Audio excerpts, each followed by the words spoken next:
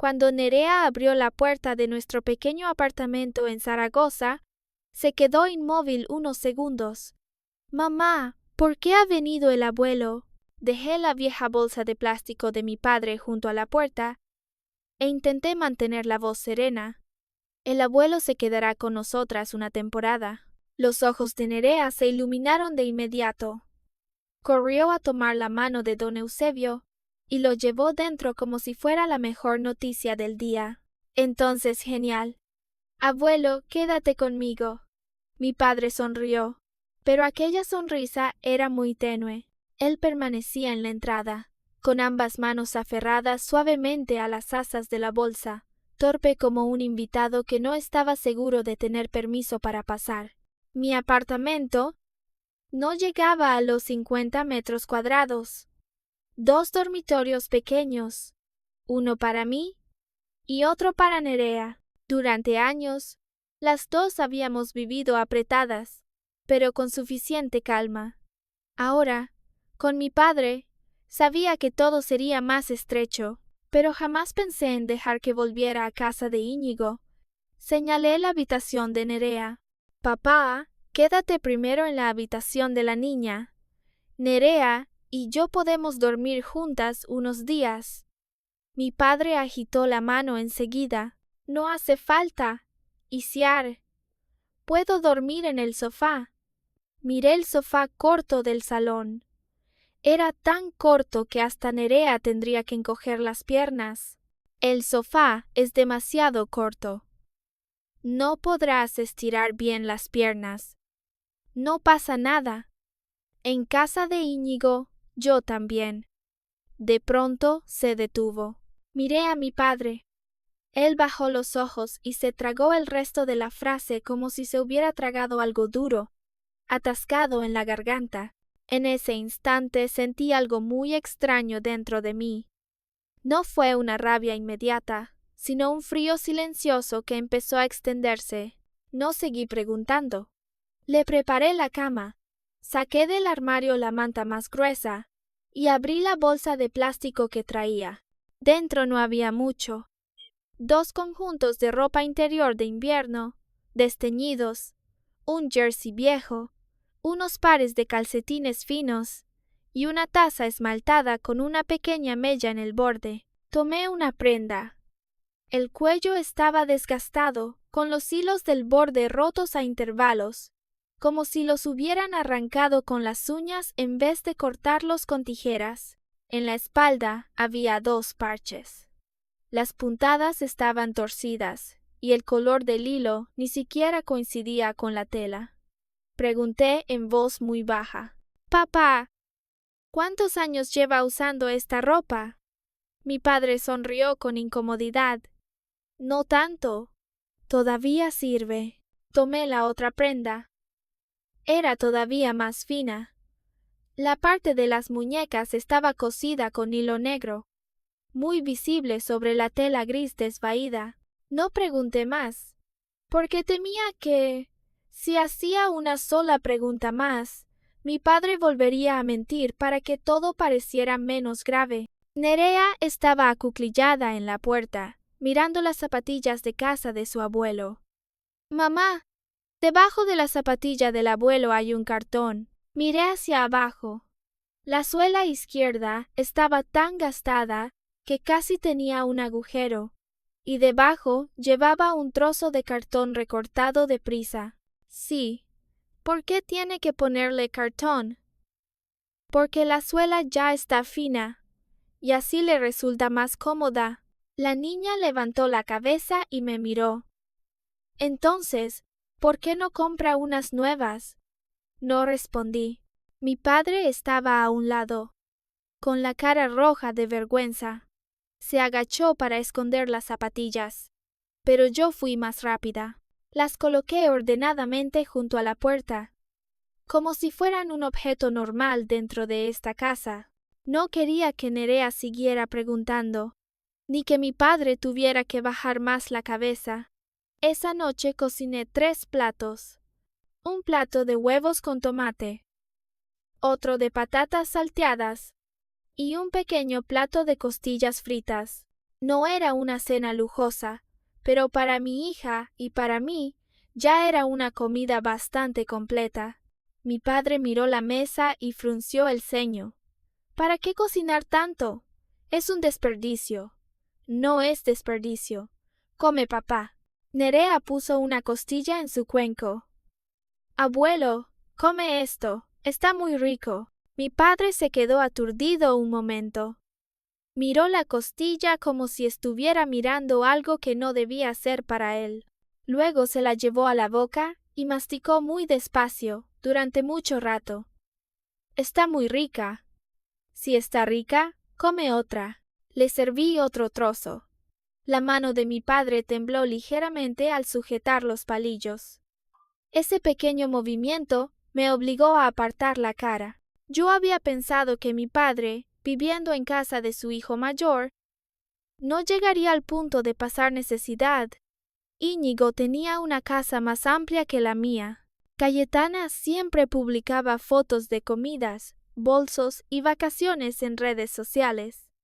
Yo creía que al menos mi padre comía caliente y dormía en una cama digna, pero ahora una simple costilla lo hacía actuar con tanta cautela. Después de cenar, Nerea se sentó a hacer los deberes en la mesa pequeña del salón. Se atascó con un problema de matemáticas y me llamó para que lo revisara.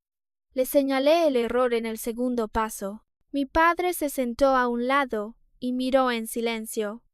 Sus ojos se suavizaron al ver a Nerea reescribir la respuesta concentrada, como si hiciera mucho tiempo que no se sentaba en una casa donde se escuchaba a una niña hacer los deberes. Cuando Nerea fue a ducharse, recogí los platos. Mi padre se levantó de inmediato. Yo friego. No hace falta, papá. Descansa. Puedo hacerlo. Tú has trabajado todo el día. Entró en la cocina y abrió el grifo apenas un hilo. Cuando se inclinó para frotarse las manos bajo el agua, vi que el dorso estaba lleno de grietas. Algunas ya tenían costra. Otras seguían rojas y doloridas. Las grietas eran profundas, como si el invierno le hubiera cortado la piel. Papá, ¿qué te ha pasado en las manos? Nada, es por el frío. Saqué del cajón un tubo de crema de manos y se lo di. Ponte esto. Él negó enseguida. No hace falta. Es un gasto. Póntela. La aceptó. Miró durante mucho rato las letras del tubo y solo sacó una cantidad minúscula, del tamaño de un guisante. Se frotó las manos con extremo cuidado, como si aquella crema costara muchísimo más de lo que realmente valía. Me quedé en la puerta de la cocina, con la garganta cerrada. Mi padre había vivido 9 años en casa de Íñigo, 9 años con la pensión entrando puntualmente en la cuenta. Y aún así no tenía ropa nueva, ni zapatos nuevos, ni siquiera unas zapatillas enteras. Hasta la crema de manos le daba miedo usarla. ¿A dónde había ido el dinero? Aquella noche no pude dormir. Nerea dormía a mi lado, respirando con regularidad. Me levanté con cuidado y fui al salón a beber agua. Al pasar frente al cuarto de mi padre, vi una luz saliendo por la rendija de la puerta. Empujé la puerta y entré. Mi padre estaba sentado al borde de la cama. En las manos tenía una libreta muy vieja, con la cubierta curvada en las esquinas y sujeta con una goma. Al verme, se sobresaltó y escondió la libreta bajo la almohada. «Papá, ¿aún no duermes? Ya voy. Vuelve a tu cuarto». Apagó la luz muy rápido. Me quedé unos segundos en la oscuridad y luego me fui. No pregunté qué era esa libreta, pero la imagen de sus manos temblorosas, al esconderla, se me quedó clavada en la cabeza. A la mañana siguiente, cuando desperté, mi padre ya no estaba en la habitación. Sus zapatos viejos tampoco estaban en la entrada, y la taza esmaltada había desaparecido. Lo llamé por teléfono. «Papá, ¿dónde estás?» He salido a dar un paseo. Vuelvo enseguida. Volvió casi a las 10. Las mangas tenían polvo, el bajo del pantalón barro seco. En la taza esmaltada llevaba té todavía caliente. Dijo que solo había salido a pasear, pero yo sabía que no era cierto. Desde el día en que mi padre entró en mi pequeño apartamento, todo en casa seguía igual. La mesa pequeña, la cocina estrecha, el dormitorio reducido, el sonido de Nerea estudiando cada noche. Pero dentro de mí algo había cambiado. Empecé a entender que mi padre no solo necesitaba un lugar donde dormir, necesitaba un lugar donde de verdad hubiera sitio para él. Y también empecé a entender que, después de 9 años en casa de Íñigo, quizá mi padre no había traído solo una vieja bolsa de plástico, unas zapatillas gastadas y una libreta escondida bajo la almohada. También había traído todas las humillaciones que nunca se había atrevido a contar. En los días siguientes empecé a observar a mi padre con más atención. Antes, cuando aún vivía con Íñigo, cada vez que lo llamaba por teléfono, solo le oía decir que todo estaba bien, que comía bien, dormía bien, no le faltaba nada.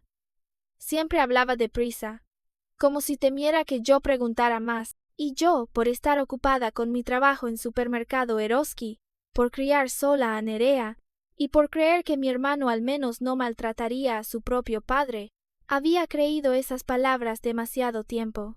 Pero cuando don Eusebio vivió en mi pequeño apartamento, la verdad no necesitó que nadie la dijera para aparecer. Durante las comidas, mi padre solo cogía los platos que tenía más cerca. Si las costillas quedaban lejos, jamás las tocaba. Yo llevaba adrede el plato hasta delante de él. Él tomaba solo un trozo y volvía a empujarlo al centro de la mesa. Comed vosotras. Yo ya tengo suficiente. Nerea lo miró y empujó en silencio el plato de costillas de vuelta hacia él. Abuelo, come tú. A mí este plato no me gusta mucho. Yo sabía que la niña mentía. A Nerea le encantaban las costillas fritas. Cada vez que las hacía, se las comía hasta el último trozo. Sin embargo, aquel día solo bajó la cabeza y comió patatas, y fingió no ver que su abuelo estaba dudando. Mi padre miró a Nerea durante mucho rato, y al final tomó otro trozo. Aquel gesto me dejó un dolor sordo en el pecho. Una niña de 9 años entendía que su abuelo estaba dejándole lo mejor. Entonces, durante 9 años, ¿hasta qué punto los adultos de la casa de Íñigo habían fingido no entenderlo? Mi padre ahorraba hasta un extremo que me inquietaba. Al fregar, solo abría el grifo en un hilo de agua. Si la luz del salón permanecía encendida un poco más, preguntaba si hacía falta apagarla. Cada vez que volvía de la calle, traía en el bolsillo unas botellas de plástico vacías, a veces un trozo de cartón doblado con cuidado. Yo fingía no verlo, no porque no me doliera, sino porque temía que, si lo decía, mi padre se avergonzara. Un domingo tuve que trabajar en el turno de mañana. Antes de salir, le dije a Nerea que se quedara haciendo los deberes y a mi padre que cocinara lo que hubiera en la nevera. Al mediodía llamé a casa. Nerea, ¿dónde está el abuelo? Ha salido, mamá. Dijo que iba a pasear. ¿Has comido? Sí, el abuelo me calentó fideos. ¿Y qué comió él? Al otro lado de la línea hubo unos segundos de silencio. Dijo que ya había comido fuera. No añadí nada. Pero al volver por la tarde, abrí la basura de la cocina y vi el envase roto de unos fideos instantáneos, de los más baratos. En el armario faltaba exactamente un paquete. Los fideos de la olla eran la parte que mi padre había cocinado para Nerea. Él seguramente solo comió ese paquete seco, y mintió diciendo que ya había comido fuera. Aquella noche, al bajar al portal del edificio para tirar la basura, me encontré con doña Rogelia Aranda, una antigua vecina que había vivido cerca de Íñigo y Cayetana. Me miró y suspiró. Isiar, ¿tu padre se ha ido a vivir contigo? Sí. Hace unos días. La mujer guardó silencio un momento, como si estuviera valorando si debía hablar. Mejor que se haya ido. Noté algo en su voz. Doña Rogelia, pasó algo. Me llevó a un lado y bajó la voz. En casa de Íñigo, tu padre no vivía nada fácil. Se me hundió el corazón. ¿Qué sabe usted? Ella miró alrededor del pasillo y siguió hablando. Varias veces fui de visita y vi a Cayetana e Íñigo comiendo comida a domicilio en el salón. Tu padre, en cambio, estaba en la cocina, calentándose las sobras del día anterior. Cayetana decía que los viejos comen poco, que comiera aparte y así no estorbaba en la mesa. Apreté con fuerza la bolsa de basura. ¿Comer aparte? Sí, y no fue una sola vez. También oí a Cayetana quejarse de que él comía mucho, gastaba luz y gastaba agua. Un invierno, tu padre salió al pasillo comunitario a buscar agua caliente, con las manos moradas de frío. Le pregunté y aún así sonrió, diciendo que no hacía frío. Sentí que la garganta se me cerraba. ¿En su casa no encendían la calefacción para él? Doña Rogelia suspiró. La encendían, pero Cayetana la ponía bajísima. Luego escondía el mando. Tu padre se envolvía en una manta y pasaba la noche sentado. Yo no podía soportarlo, pero él me decía que no te lo contara. Esa noche guisé una olla de caldo de costillas. Cuando mi padre se sentó a la mesa, le serví un cuenco lleno. Apenas iba a decir que había cocinado demasiado cuando lo interrumpí. Bebe, papá. Quiero preguntarte una cosa. Su mano se detuvo. ¿Qué cosa? En casa de Íñigo, ¿qué comías cada día? Bajó la cabeza y miró el cuenco. Comida. ¿Qué iba a comer? ¿Las sobras de ellos? La cuchara quedó suspendida en su mano. ¿Quién te lo dijo? Doña Rogelia.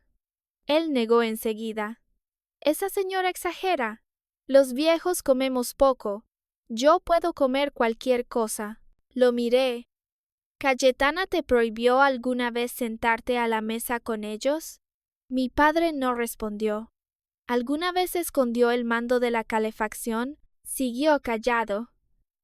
Nerea, sentada a un lado, tenía los ojos rojos. Abuelo, en invierno hace muchísimo frío. Mi padre le acarició la cabeza. El abuelo aguanta bien el frío.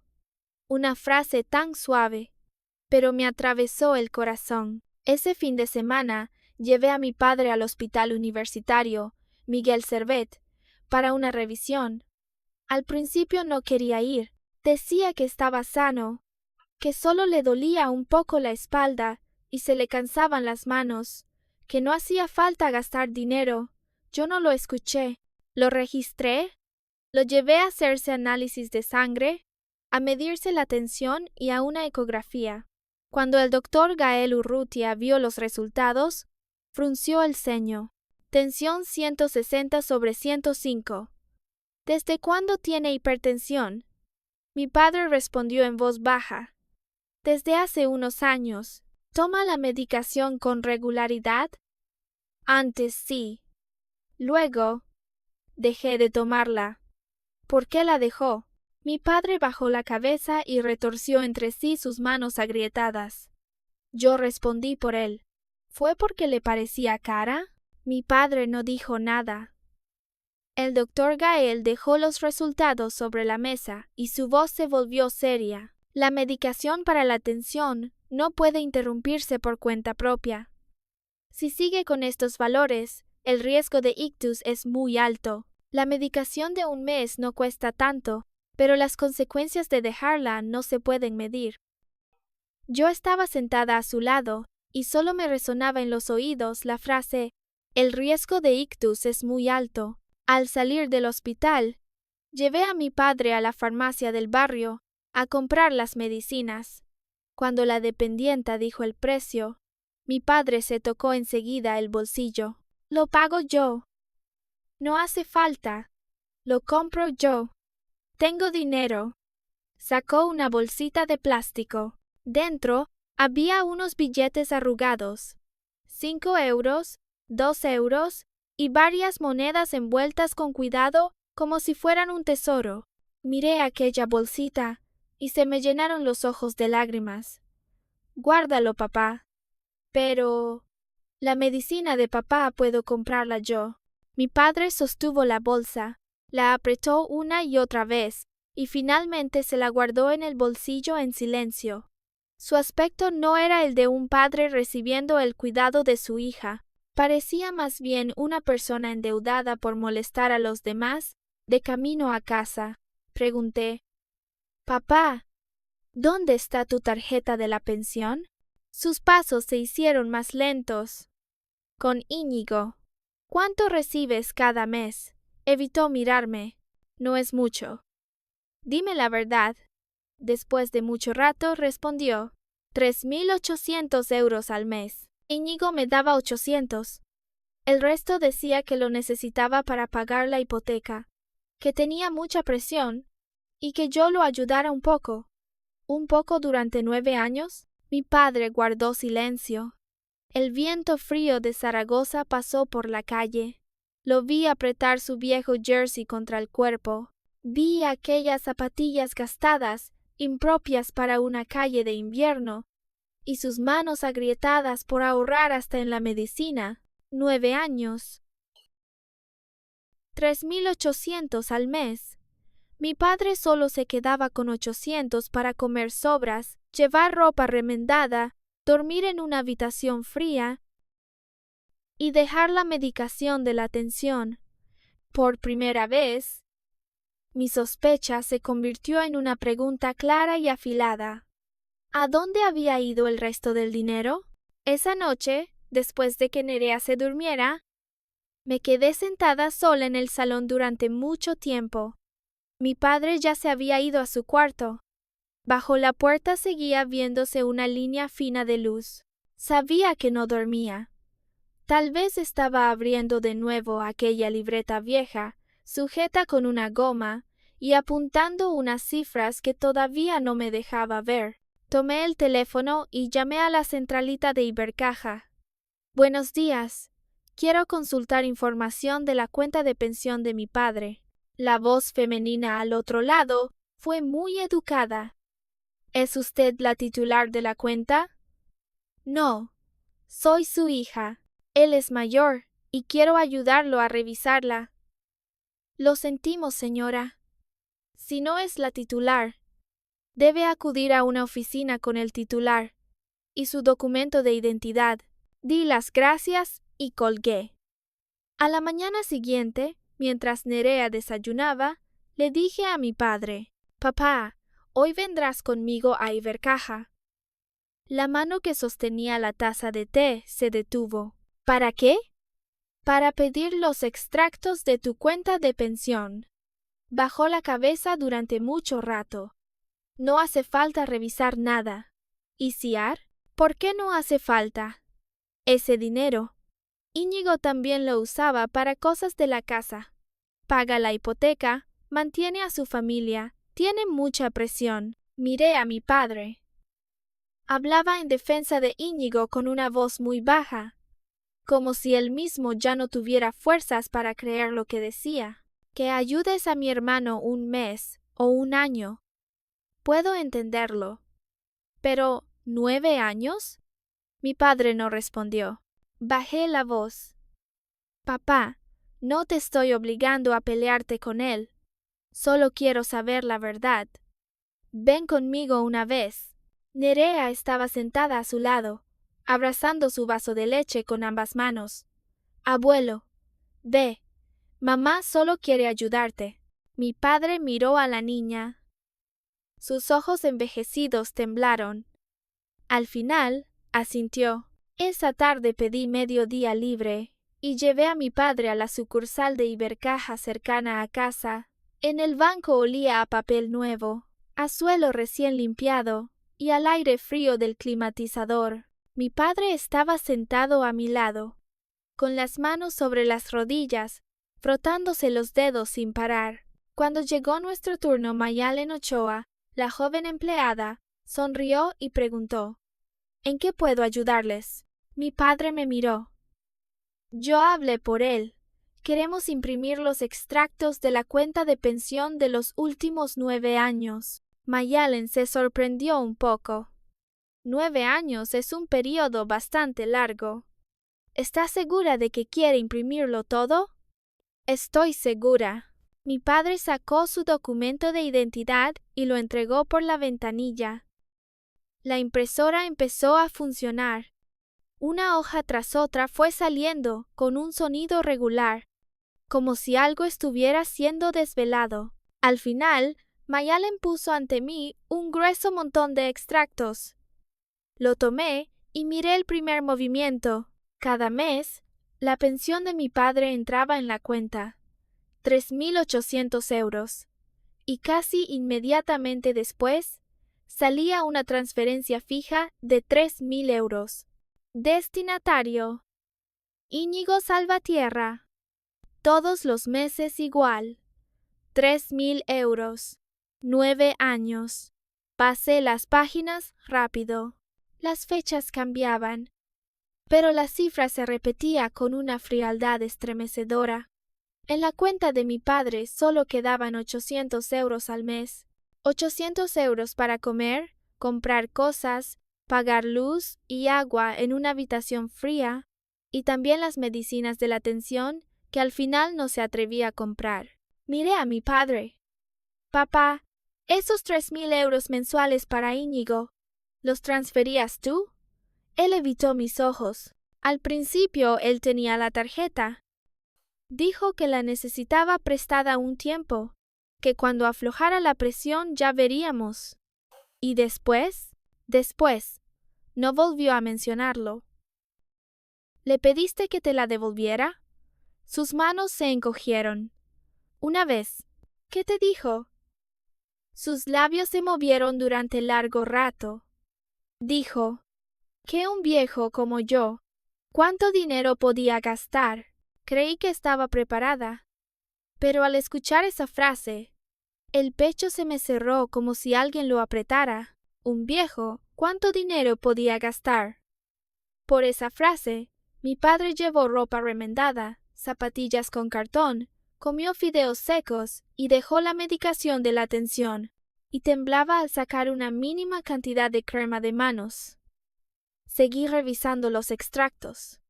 Además de la transferencia fija a Íñigo, había retiradas de efectivo irregulares, 500, 1.000, una vez hasta 8.000. Algunas transferencias iban directamente a Cayetana Soler. Las notas eran muy vagas. Urgente, recogido por mí, gastos familiares. Pregunté a mi padre, ¿qué son estos movimientos? Él miró aquellas líneas con cansancio. A veces Cayetana decía que necesitaba dinero para cosas de la casa. A veces Íñigo decía que tenía que salir de un apuro. Yo no preguntaba demasiado, porque no te atrevías a preguntar, ¿verdad? Él no respondió. No dije nada más dentro del banco. Di las gracias a Mayalen, doblé los extractos y los metí en una carpeta. Al salir, el viento de la tarde de Zaragoza nos golpeó la cara. Mi padre caminaba a mi lado, con la espalda más encorvada de lo habitual, como si el culpable fuera él. Esa noche, después de que Nerea se durmiera, extendí todos los extractos sobre la mesa del comedor. Tomé un bolígrafo y marqué cada movimiento. 3.000 euros al mes transferidos a Íñigo. En 9 años, 324.000 euros. Las retiradas de efectivo y transferencias irregulares sumaban más de 30.000 euros. Las transferencias directas a Cayetana también superaban los 20.000 euros. Sumé una y otra vez. Por mucho que cambiara la forma de calcularlo, la verdad seguía allí, fría como una cuchilla. En 9 años, Íñigo y Cayetana habían tomado de la pensión de mi padre Más de 327.000 euros. Escribí esa cifra en un papel. 327. 200. Luego la rodeé con un círculo. A la mañana siguiente fui al centro comercial Puerto Venecia. No soy una persona que entienda de marcas de lujo, pero Cayetana había publicado una vez un bolso beige frente a una boutique. Abrí aquella foto y se la enseñé a una dependienta. ¿Cuánto cuesta este bolso? Unos 32.000 euros, según la versión. Me quedé inmóvil unos segundos. 32.000 euros. Casi lo mismo que mi padre había tenido que ahorrar con angustia durante varios años. Seguí revisando las fotos de Cayetana. Un collar en una joyería. Unas vacaciones en Menorca. Habitación de hotel con vistas al mar. Buffet de marisco. Vestido nuevo. Gafas de sol nuevas. Bajo la foto, ella había escrito: después de un año duro, hay que saber tratarse bien. Miré la fecha de la publicación. Justo ese mes, en el extracto de mi padre había una retirada extra de 600 euros con la nota recogido por mí. Eso significaba que ese mes a mi padre le quedó muy poco dinero. Cayetana comía buffet junto al mar. Mi padre comía fideos instantáneos en casa. Apagué el teléfono y me senté en los escalones del centro comercial, abrazando con fuerza la carpeta. A mi alrededor pasaba mucha gente, con risas, tacones y bolsas de compra chocando unas con otras. Pero yo solo oía la voz de mi padre en el banco. Un viejo como yo, ¿cuánto dinero podía gastar? Esa noche, cuando volví a casa, mi padre seguía esperándome en el salón. ¿Has comido? Sí, ya he comido. Te he dejado unos fideos en la olla. Se levantó para ir a la cocina a calentarlos. Miré su espalda delgada, sus hombros ya vencidos, y de pronto no pude soportarlo más. Papá. Él se volvió. ¿Sí? ¿Íñigo te ha llamado? Mi padre guardó silencio. Ese silencio respondió por él. ¿Qué dijo? Él tomó su taza esmaltada y bebió un sorbo muy pequeño de agua. Dijo que me encargaras de controlarte, que revisar esas cosas no sirve de nada. También dijo que de ahora en adelante no hacía falta volver por las fiestas. Apreté los puños. ¿Y Cayetana? Mi padre bajó los ojos. Dijo que yo era un desagradecido. Solté una risa, pero los ojos se me calentaron. Me senté frente a él. Papá, este fin de año iré a casa de Íñigo. Mi padre se alarmó. Isiar, déjalo. Somos familia. Precisamente porque somos familia hay que aclararlo. No quiero montar un escándalo. Tú no montarás ningún escándalo. Lo montaré yo. Me miró con miedo e impotencia en los ojos. Saqué el montón de extractos y lo puse sobre la mesa. Durante 9 años has aguantado suficiente. Esta vez no tienes que decir nada. Yo hablaré por ti. Aquella noche no dormí. Me senté bajo la luz amarilla y ordené cada extracto por año, cada movimiento por mes. Cada cifra era una comida de sobras, una noche de frío, una pastilla omitida, un parche en la ropa de mi padre. Ya no quería solo saber a dónde había ido el dinero. Quería que Íñigo y Cayetana miraran de frente lo que habían hecho, y quería que todos en la familia Salvatierra supieran que don Eusebio no era un viejo que no podía gastar todo su dinero, era nuestro padre. Un padre al que su propio hijo le había arrebatado 9 años de vejez. A la mañana siguiente llamé a Íñigo. Contestó muy rápido, como si llevara esperando esa llamada. Isiar, ¿qué estás haciendo? ¿Por qué llevaste a papá a revisar los extractos? Solo quería saber a dónde iba la pensión de papá. Al otro lado hubo unos segundos de silencio. Luego la voz de Íñigo se volvió grave. Papá vivió en mi casa 9 años. Comida, luz, agua, calefacción, medicinas, todo cuesta dinero.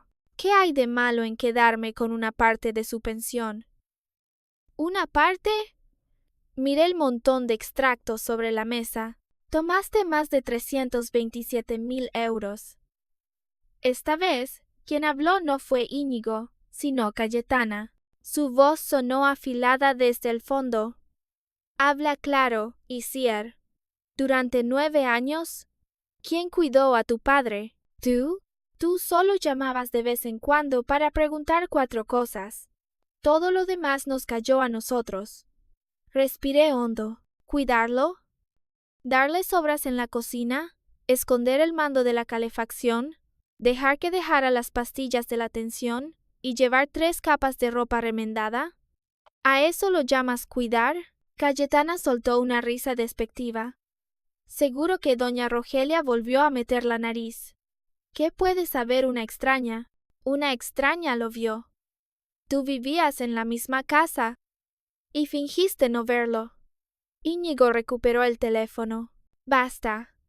Los asuntos de la casa se resuelven en casa. No lo hagas grande.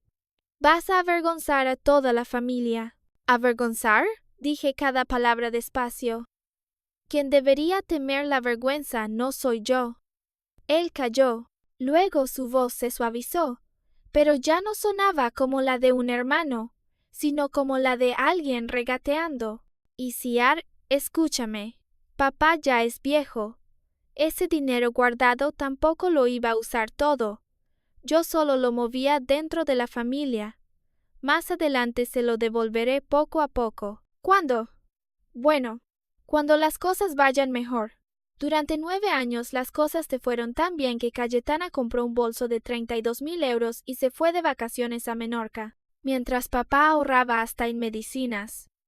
Al otro lado todo quedó en silencio. Colgué primero.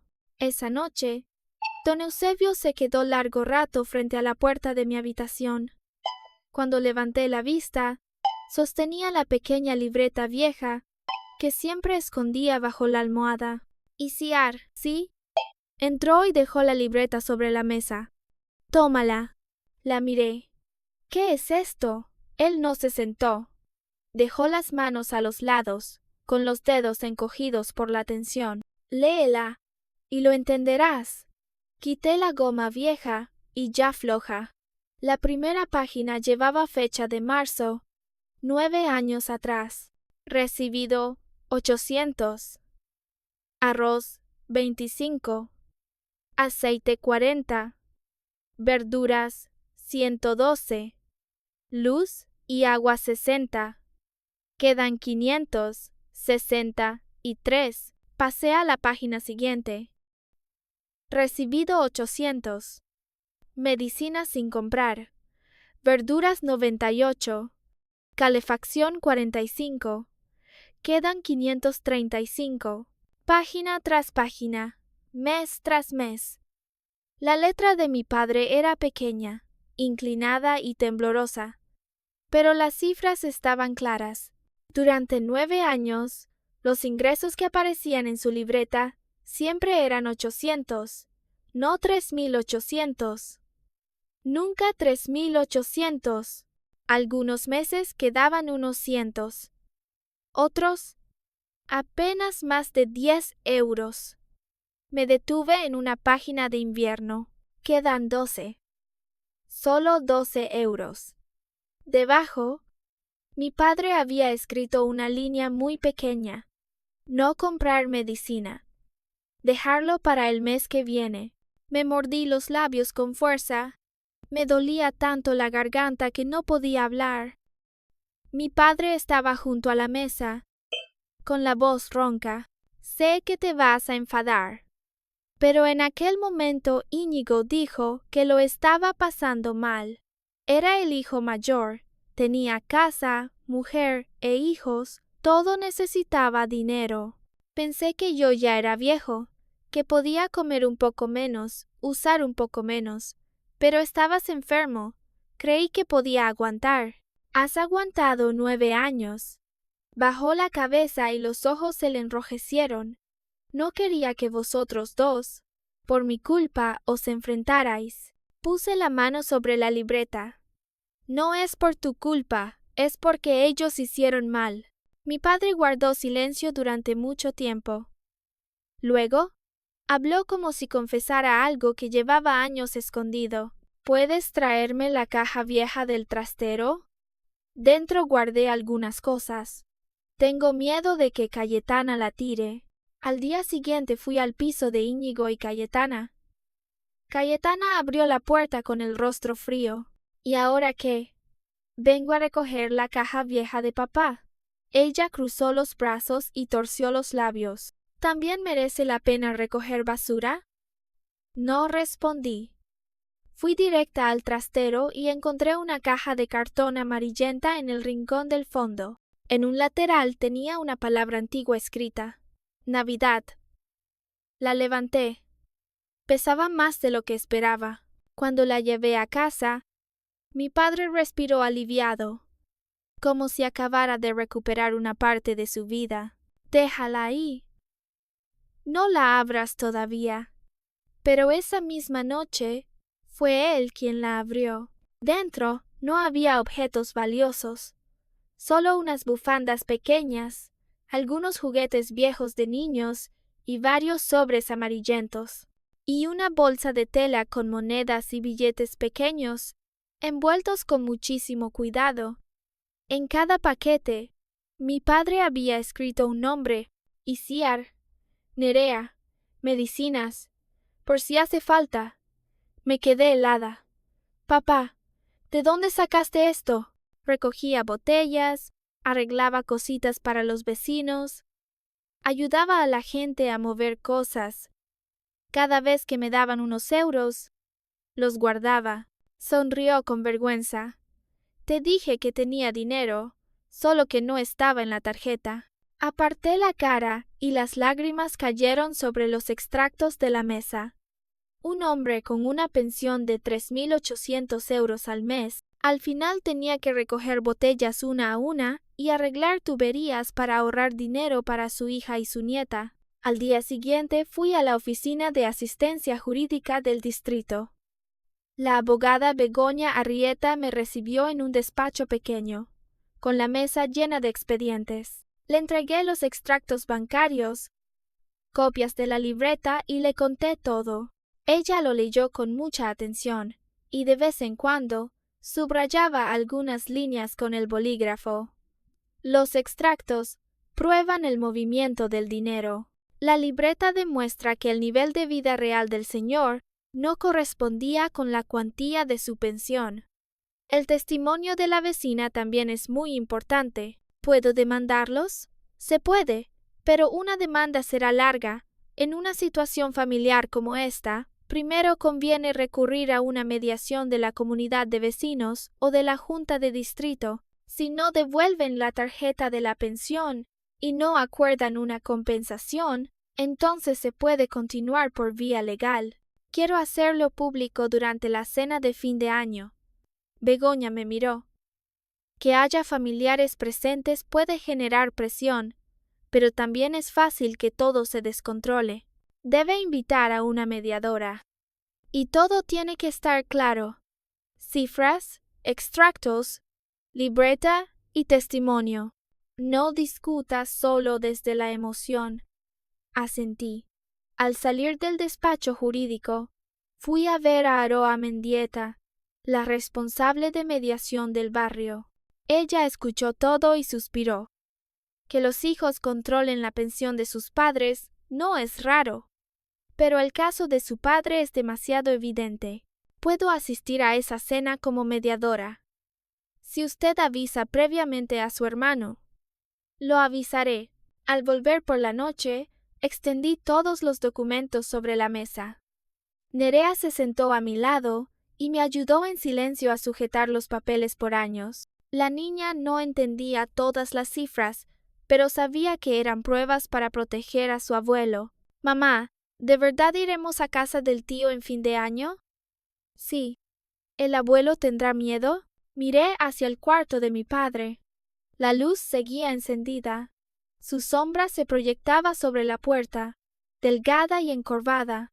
quizás sí. Nerea bajó la cabeza y abrazó la bolsa de medicinas de la tensión. Entonces iré con él. Yo le llevaré las medicinas. Le acaricié el pelo. Esa noche envié un mensaje a Íñigo. Iremos a la cena de fin de año. Aroa Mendieta, la mediadora del barrio, también estará presente. Hablaré ante todos sobre la pensión de papá. El mensaje quedó leído, pero él no respondió. No necesitaba que respondiera. Miré la carpeta ya preparada sobre la mesa. Dentro estaban 9 años de extractos, 9 años de libreta y toda la vejez recortada de mi padre. Esta vez no dejaría que don Eusebio volviera a bajar la cabeza. La tarde de fin de año llevé a don Eusebio y a Nerea al piso de Íñigo y Cayetana. Antes de salir de casa, mi padre se quedó mucho rato frente al pequeño espejo de la entrada. Llevaba el jersey más limpio, el que yo acababa de comprarle. Encima llevaba un abrigo viejo al que yo había vuelto a coserle los botones. En la mano seguía sosteniendo la taza esmaltada, como si, sin ella, no supiera dónde colocar sus manos temblorosas. Lo miré. Papá, hoy no tienes que explicar nada. Hablaré yo. Él asintió. Pero yo sabía que tenía miedo. Nerea se acercó y le tomó la mano. Abuelo, ya llevo tus medicinas. Si te cansas, me lo dices. Mi padre bajó la cabeza para mirarla. Se le enrojecieron los ojos, pero sonrió. Sí, lo sé. Cuando llegamos, Cayetana abrió la puerta. Llevaba un vestido de punto color crema y un pequeño collar al cuello. Iba maquillada con esmero, como si aquel día fuera solo una alegre comida familiar. Ya habéis llegado. Pasad. Su voz era tan dulce que resultaba falsa. En el salón ya estaban el tío Fulgencio, la tía Elvira y el tío Basilio. Íñigo estaba sentado en el sofá, pelando una mandarina. Al vernos entrar, apenas asintió. Ya llegó mi hermana. Siéntate. Yo no me senté enseguida. Dejé la carpeta junto a la silla. Aroa Mendieta llegó unos minutos después. Cuando ella entró, la cara de Íñigo cambió al instante. Isiar, ¿de verdad has traído a una extraña a la cena de fin de año? Respondí con calma. Aroa es la mediadora del barrio. Ya te lo avisé. Cayetana soltó una risa fría. ¿Los asuntos de nuestra familia necesitan mediación de fuera? La miré. Cuando los asuntos de nuestra familia implican más de 300.000 euros de la pensión de papá, creo que sí. El ambiente de la sala se congeló al instante. La tía Elvira dejó la taza de té. El tío Basilio frunció el ceño. El tío Fulgencio miró a mi padre y luego a Íñigo. Íñigo se levantó. ¿Tenías que hacerlo justo en estas fechas? No fui yo quien eligió hoy. Eras tú quien pensaba hablar hoy del cuidado de papá. Él se quedó inmóvil. Efectivamente, cuando la cena llevaba apenas la mitad, Íñigo carraspeó y habló ante todos. Papá ya es mayor. De ahora en adelante, creo que deberíamos repartirnos su cuidado. Medio año en cada casa. Así es justo. Cayetana lo siguió de inmediato. Exacto. Pero la pensión de papá debería seguir bajo nuestra custodia. No es seguro que una persona mayor maneje tanto dinero. Dejé los palillos. Entonces, hablemos de la pensión. Íñigo me lanzó una mirada de advertencia. Isiar. Abrí la carpeta y puse sobre la mesa el paquete de extractos bancarios. Estos son los extractos de la cuenta de pensión de papá de los últimos 9 años. Cada mes papá recibía 3.800 euros, pero cada mes se transferían 3.000 euros fijos a Íñigo.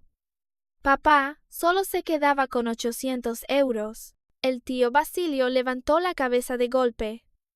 ¿Así durante 9 años? Asentí.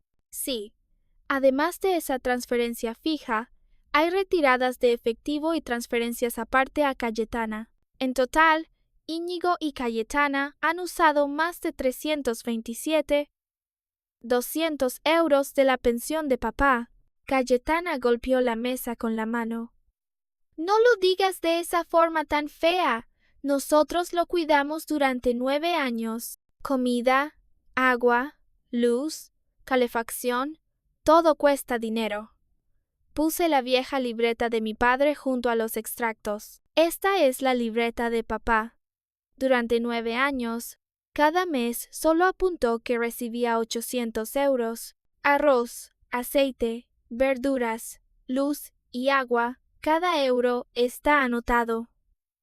Hubo meses en los que escribió medicina sin comprar. Papá tenía hipertensión y dejó la medicación por ahorrar dinero. La tía Elvira se tapó la boca. Eusebio, ¿esto es verdad? Mi padre estaba sentado con la cabeza baja. Sus manos sujetaban con fuerza la taza esmaltada. Tras mucho rato murmuró: «Es verdad». La sala quedó tan silenciosa que se oyó el leve golpe de los palillos de Nerea contra el cuenco. Íñigo habló enseguida. «Papá, explícalo bien. ¿Acaso yo te obligué? Tú me ayudabas voluntariamente con ese dinero, ¿verdad?» Mi padre levantó la cabeza y miró a su hijo. Sus ojos estaban muy cansados, muy dolidos. «El primer año dijiste que era un préstamo». Íñigo perdió color. Mi padre continuó, con voz temblorosa pero más clara. Después, una vez pregunté: «Me dijiste que un viejo como yo, ¿cuánto dinero podía gastar?» Nadie dijo nada más. Aroa Mendieta abrió el expediente frente a ella y habló con voz serena. Según los extractos, la libreta y la declaración del señor Eusebio, el problema aquí ya no es un cuidado familiar ordinario. Si ambas partes no llegan a un acuerdo para devolver el control de la cuenta y establecer una forma de compensación, la familia puede tener que continuar por vía legal. Cayetana se puso roja. ¿Nos está amenazando? Aroa la miró. Solo estoy recordando las posibles consecuencias. Saqué algunas fotos impresas del perfil de Cayetana y las puse sobre la mesa. El bolso beige, el collar, las vacaciones en Menorca. Mientras papá comía sobras, llevaba ropa remendada y no se atrevía a comprar medicinas, tú comprabas un bolso de 32.000 euros y te ibas a la playa. Publicabas fotos de buffets y escribías que había que tratarse bien. Cayetana extendió la mano para arrebatar las fotos, pero el tío Fulgencio las sujetó antes. Miró a Íñigo con voz grave. ¿De verdad dejaste que tu padre viviera así? Íñigo no respondió. Solo volvió a sentarse, con la cara pálida. De pronto, Nerea se levantó. Fue hasta don Eusebio y puso la bolsita de medicinas en sus manos. El abuelo no es una persona que no pueda gastar todo su dinero. Necesita comprar medicinas. Necesita comer comida caliente. También necesita una habitación cálida. Una niña habló muy despacio, pero cada palabra hizo que ningún adulto de la sala se atreviera a mirarla de frente. Mi padre abrazó la bolsa de medicinas y por fin le cayeron las lágrimas. Me volví hacia Íñigo. Mi exigencia es muy clara. Desde hoy, la tarjeta de la pensión y la cuenta de papá se devuelven a papá. El dinero que habéis tomado debe quedar por escrito en un compromiso de devolución por partes. Si no, entregaré toda la documentación a la abogada Begoña Arrieta. Cayetana apretó los dientes. ¿Quieres llevarnos a la ruina? La miré. No. Solo quiero que mi padre pueda vivir como una persona. El tío Basilio dejó su copa. Íñigo, devuelve primero la tarjeta a tu padre. Íñigo apretó los puños. Pero bajo la mirada de todos ya no tenía salida. Se levantó y entró en el dormitorio.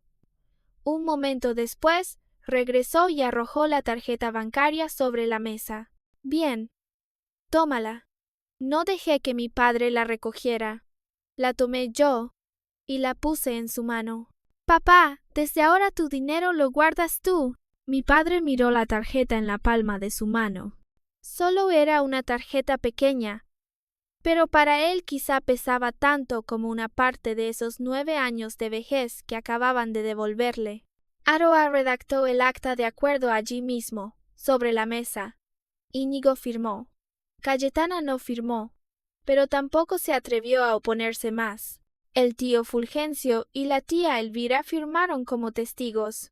El dinero no podía devolverse de inmediato, pero al menos, desde aquel día, nadie podría volver a quitar en silencio la pensión de don Eusebio. Cuando salimos del apartamento de Íñigo, fuera hacía mucho frío en Zaragoza. Mi padre caminaba entre Nerea y yo.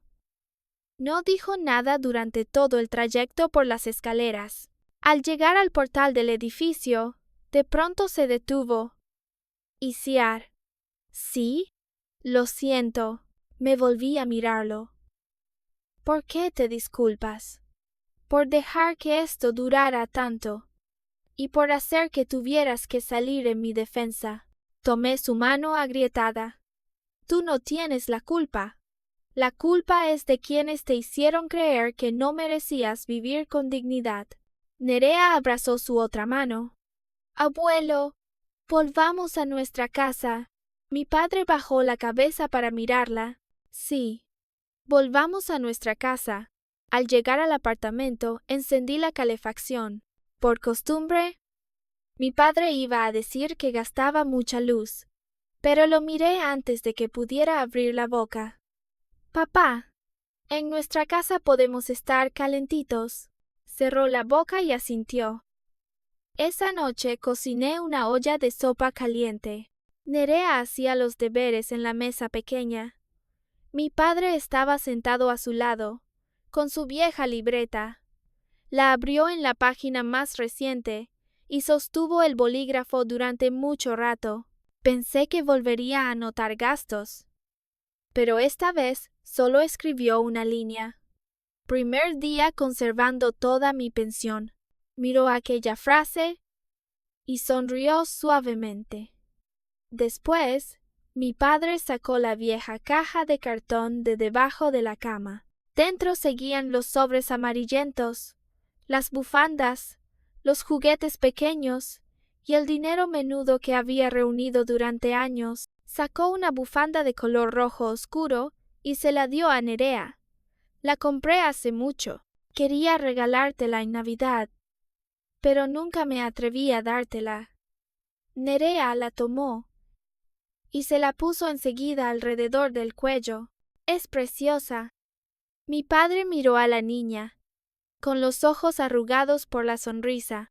Ya no era la sonrisa torpe del primer día en que entró en mi casa, sino una sonrisa aliviada, una sonrisa que de verdad pertenecía a este hogar. Mi apartamento seguía siendo pequeño. Los 2 dormitorios seguían siendo estrechos. La mesa de comedor seguía teniendo sitio justo para 3 personas sentadas muy cerca. Pero desde aquel día ya no sentí que le faltara espacio, porque una casa no necesita ser grande para contener a una familia. Solo necesita que haya alguien que de verdad quiera mantener unidos a los suyos. Y esta vez, en mi pequeña casa, por fin había sitio para mi padre.